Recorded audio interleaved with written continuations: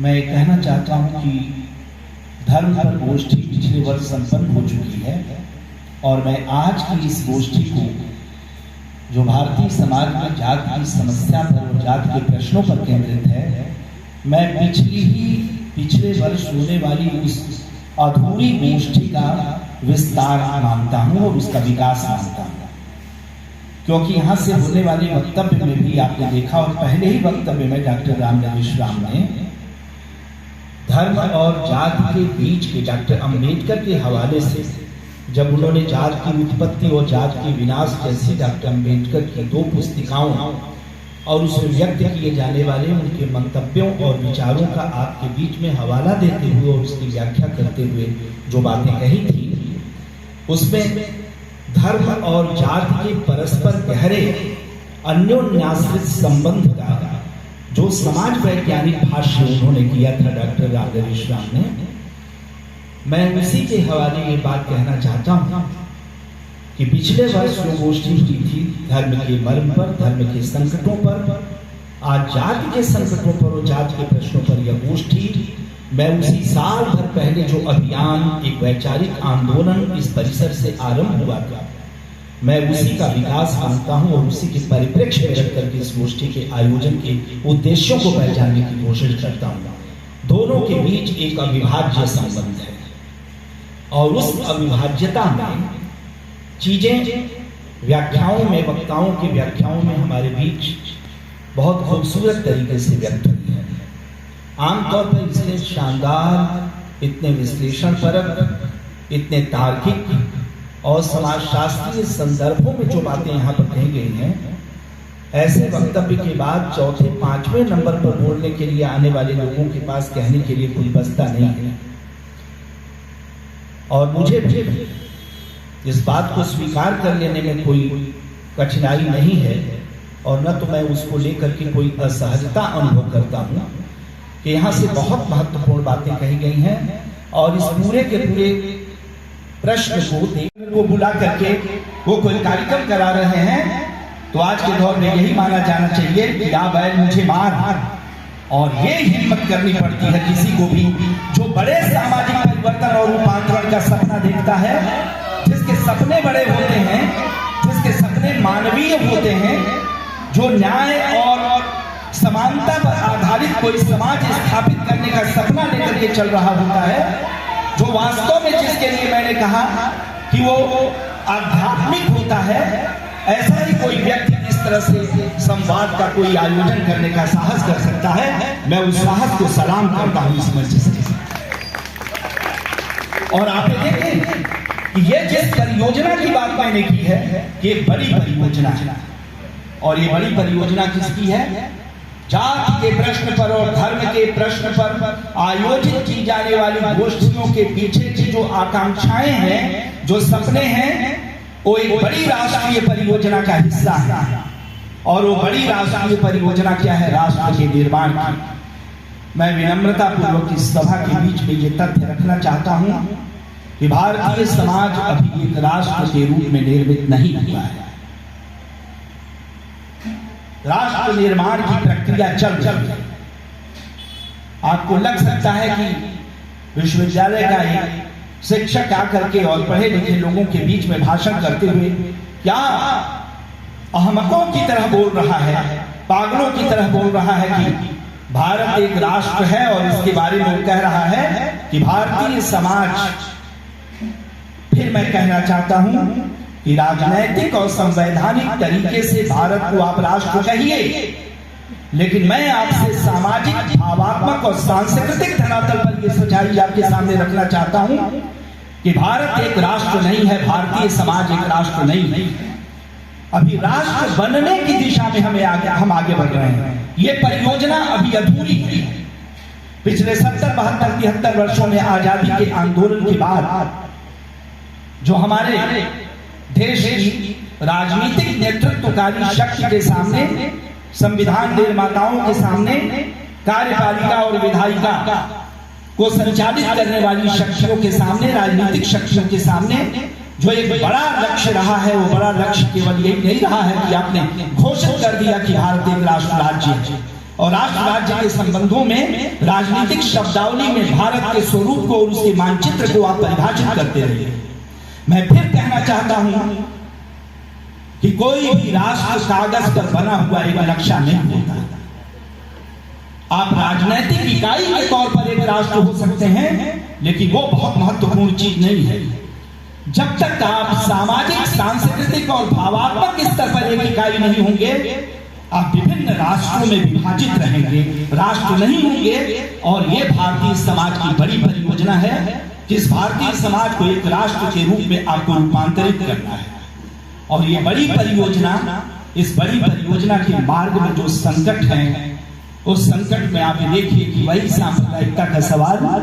वही धर्म का सवाल, वही जाति का सवाल, जो पिछले वर्ष की ही गोष्ठी से लगातार इस परिसर का विषय बनी हुई है, लगातार यहाँ वातावरण उसका बना हुआ है, चिंता का और विचार की अभिव्यक्ति का वातावरण, या उसी राष्ट्रीय परियोजना यानी राष्ट्र निर्माण की वास्तविक और समाज वैज्ञानिक परियोजना, जिसके लिए मैंने आपसे कहा कि वो सामाजिक, सांस्कृतिक और भावात्मक इकाई के तौर पर इस देश को तब्दील होना है। और इस तब्दीली के लिए बड़ी कुर्बानियां करनी है और आपको बहुत आगे आना है।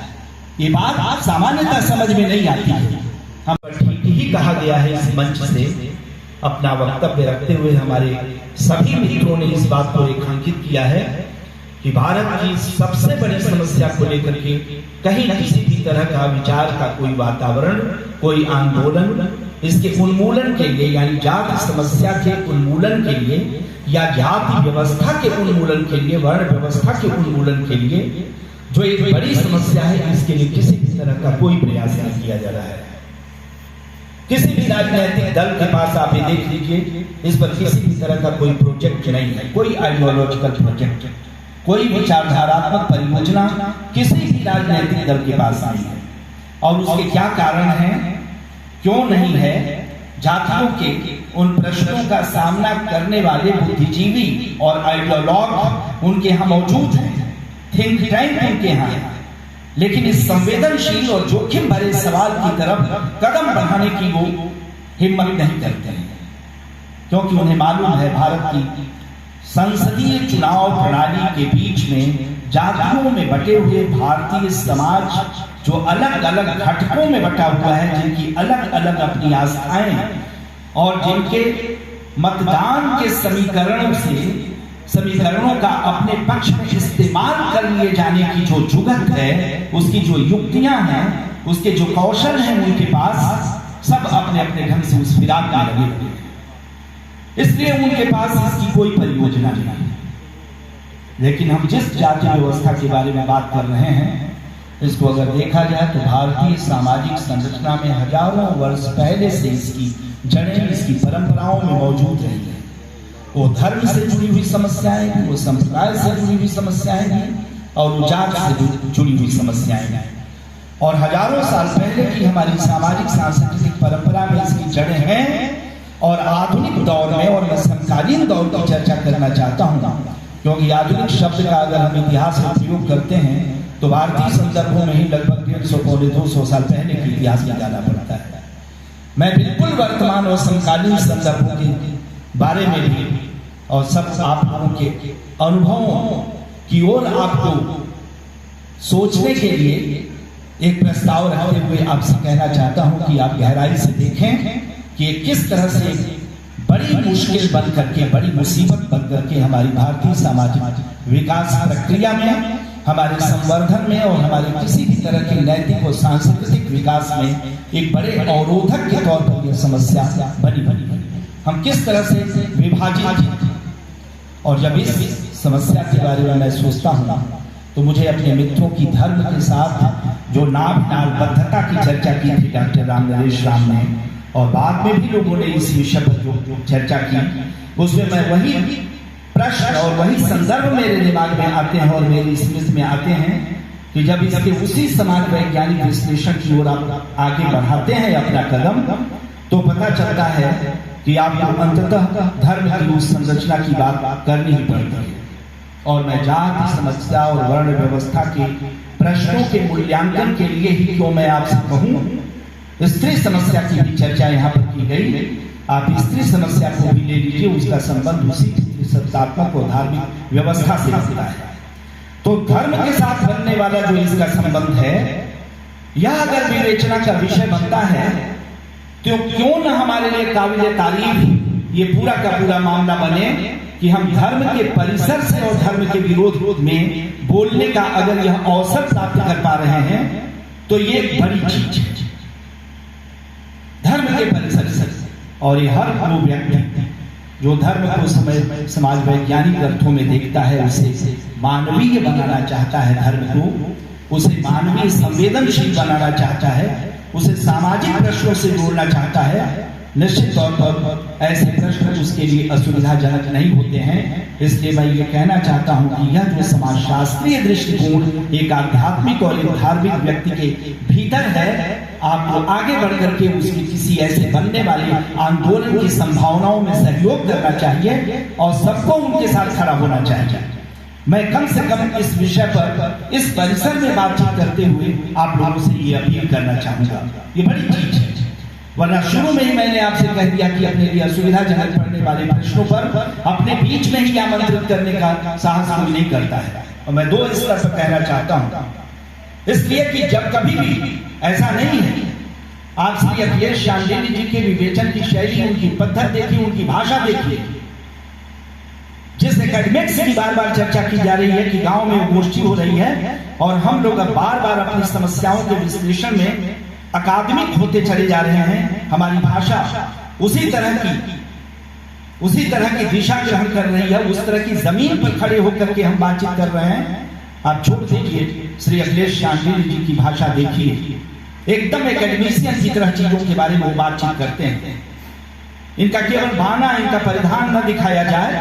केवल रिकॉर्ड करके जो टिप्पणियां करते हैं उनको लोगों के बीच में सुना दिया जाए तो पता चलता है कि समाज शास्त्र का, दर्शन शास्त्र का कोई प्रोफेसर हो, कोई आचार्य इस विषय पर गंभीरता पूर्वक अपनी बातें कह रहा है। मैं आपको याद दिलाना चाहता हूं कितनी बड़ी हिम्मत और कितने बड़े साहस की बात है। मैं बार बार जो कोई बात अपनी आगे बढ़ाना चाहता हूं, लेकिन घूम फिर करके आ जाता हूं श्री अखिलेश शांडिल्य जी की तरफ। मैं फिर एक बार, मुझे 1 मिनट के लिए टिप्पणी करने का मौका दिया जाए और क्षमा किया जाए। मैं ये बात कहना चाहता हूं कि क्या श्री अखिलेश शांडिल्य जी इस विषय की व्याख्या में इसकी परिणतियों और यहाँ प्रस्तुत किए जाने वाले वक्तव्यों और निष्कर्षों से क्या वाकिफ नहीं थे कि दो चीजों पर सबसे ज्यादा जो आक्रमण और हमला होगा इस परिसर में वो धर्म पर होगा, और सबसे ज्यादा अगर हमला कोई होगा तो ब्राह्मण पर होगा। और क्या देखिए, ब्राह्मणवाद, ब्राह्मण दोनों के बीच में विभाजक रेखा खींचना थोड़ा मुश्किल है। सामने बैठे हुए लोग जरा बोल करके आप देखिए, जैसे ही आप ब्राह्मणवाद कहते हैं, ब्राह्मण घर में पैदा होने वाला आदमी उससे कनेक्ट करता है, अपने को जोड़ता है और वो कहीं कहीं अपमानित होता हुआ अनुभव करता है। आप सफाई देते रहिए कि जब ब्राह्मणवाद शब्द का हम प्रयोग कर रहे हैं तो फिर उसके एक खास तरह की,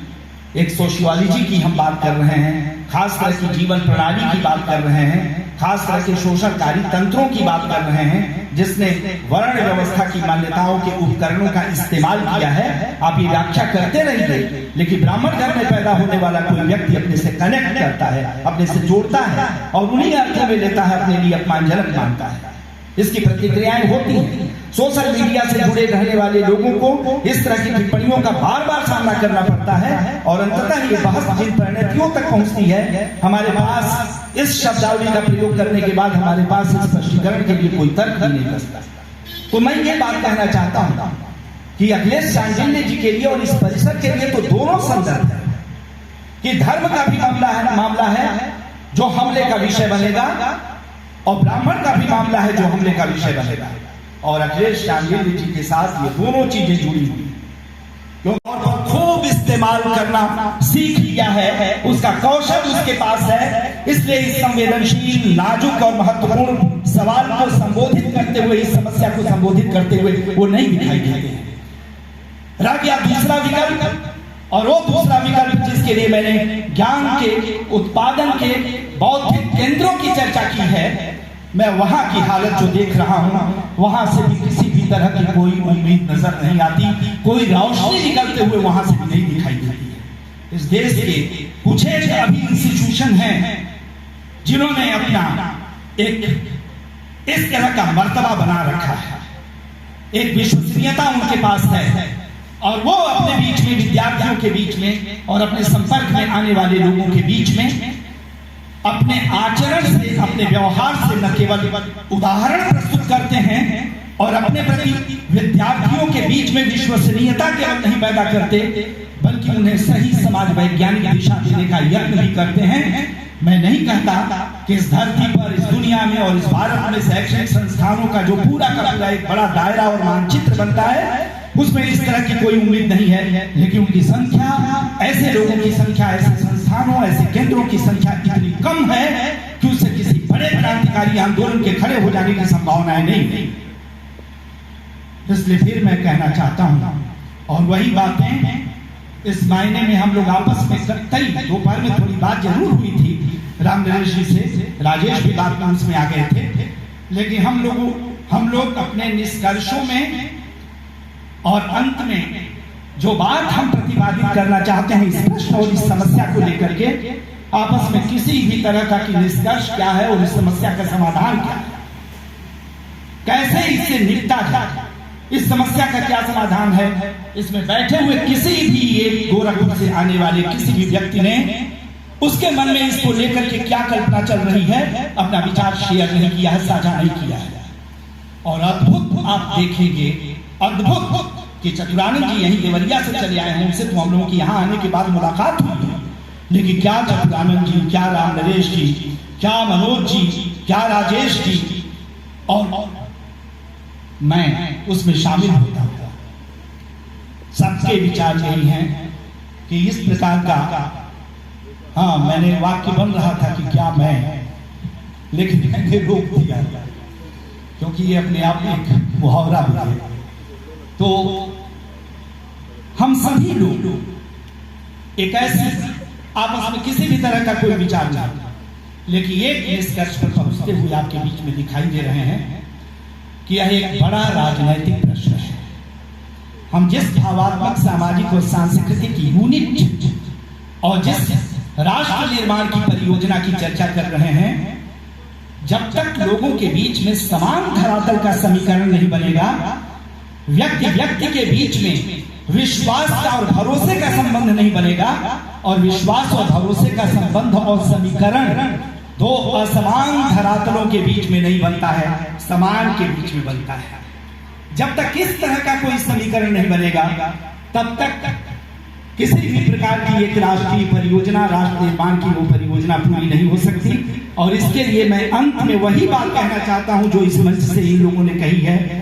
कि यह परिवर्तन जिस भावात्मक इकाई के निर्माण का प्रश्न है और राष्ट्र की परियोजना का प्रश्न है, या जाति और वर्ण व्यवस्था के प्रश्नों के खात्मे और इसके उन्मूलन का प्रश्न है, ये प्रश्न राजनीति से ही हल होता है। राजनीति से निरपेक्ष कोई चीज नहीं। आप जैसे प्रबुद्ध लोगों के बीच में मुझे इस बात की कोई व्याख्या करने की जरूरत नहीं है कि राजनीति, जब मैं बात कर रहा था कभी किसी व्यक्ति से, तो उन्होंने कहा कि राजनीति की बात मत कीजिए। जाहिर है कि राजनीति का जो व्यवहारिक रूप लोगों ने देखा है, उसके चलते राजनीति के बारे में एक सामान्यीकरण, एक जनरलाइजेशन हो गया है कि राजनीति कोई बड़ी विद्रूप, बांटने वाली, स्वार्थ की ओर ले जाने वाली और बहुत गंदी सी कोई चीज होती है। मैं आप सबका ध्यान आकृष्ट करना चाहता हूं कि राजनीति एक क्रांतिकारी विचार प्रक्रिया और परिवर्तन की, सामाजिक आर्थिक परिवर्तन की एक क्रांतिकारी पद्धति है। सवाल यह है कि वो राजनीति किनके हाथ में आप देना चाहते हैं। राजनीति से ही सामाजिक परिवर्तन होगा। इसलिए धर्म और जाति के इस प्रश्न को राजनीति के मातहत बना दिया जाना चाहिए।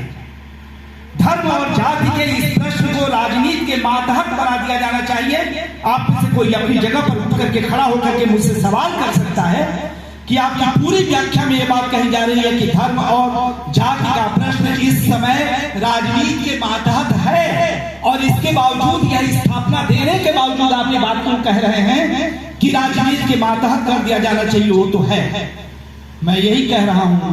कि धर्म और जाति के वर्ण व्यवस्था की समस्या के इसके प्रश्न को आपको उस राजनीति के मातहत करना होगा।